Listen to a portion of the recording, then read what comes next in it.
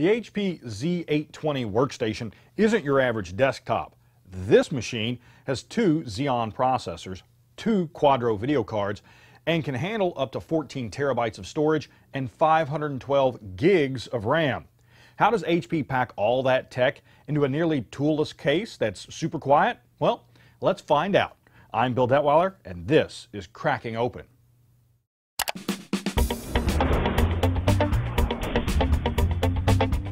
Designed for mission-critical, high-end computing tasks, the Z820 workstation is one of the most powerful computers you can fit under your desk. And it's remarkably quiet and a cinch to work on.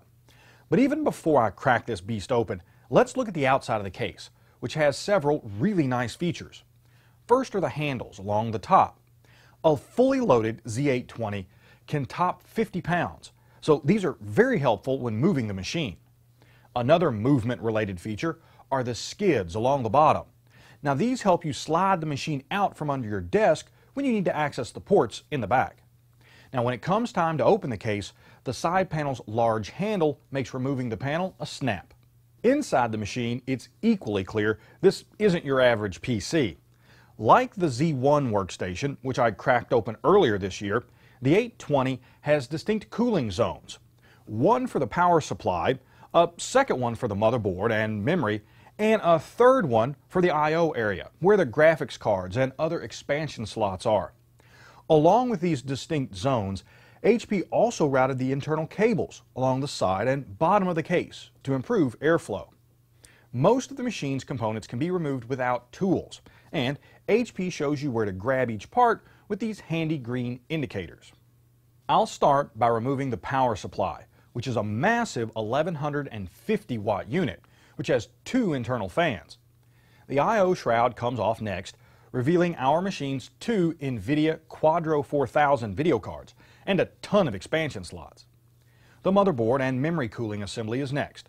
This large plastic unit has 6 separate fans, one for each processor and one for each of the machine's 4 memory banks. The hard drive racks are next. Our machine has a single hard drive, but the machine can support up to 14 terabytes of storage. The optical drive and upper drive racks glide out after disconnecting the drive cables and releasing this catch. The video cards can also be removed after detaching their cables and depressing a small latch above each one.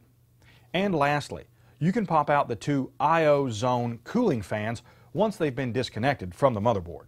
At this point, the motherboard, processors, RAM, cables, and a few other components are still inside the case. Although the memory chips come out like regular DIMMs, you'll need a screwdriver to remove any of the other components.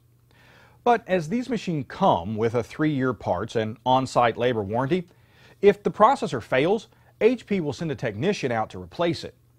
Now, the most interesting feature on the motherboard are the processor heat sinks, which look like miniature car radiators on our model, which is liquid-cooled. Also, HP staggered the position of the processors. This is done to prevent heat from the front CPU from being blown across the rear one. Now, my complaints about the Z820 are minor and few. First, the hard drive rails are plastic. They're sturdy when attached to the drive, but you wouldn't want to be too rough with them by themselves. Second, I wish the green handle markings inside the case were marked with numbers. It took me a few minutes to figure out that I had to remove the I/O shroud before removing the motherboard cooling assembly. Overall, the Z820 is a well-built machine that's a pleasure to work on. And it reminds me what I hate about so many other PCs, especially all-in-ones, that are nearly impossible for owners and even in-house IT staff to work on. Now, pricing for the Z820 starts at $22.99 US and goes up from there.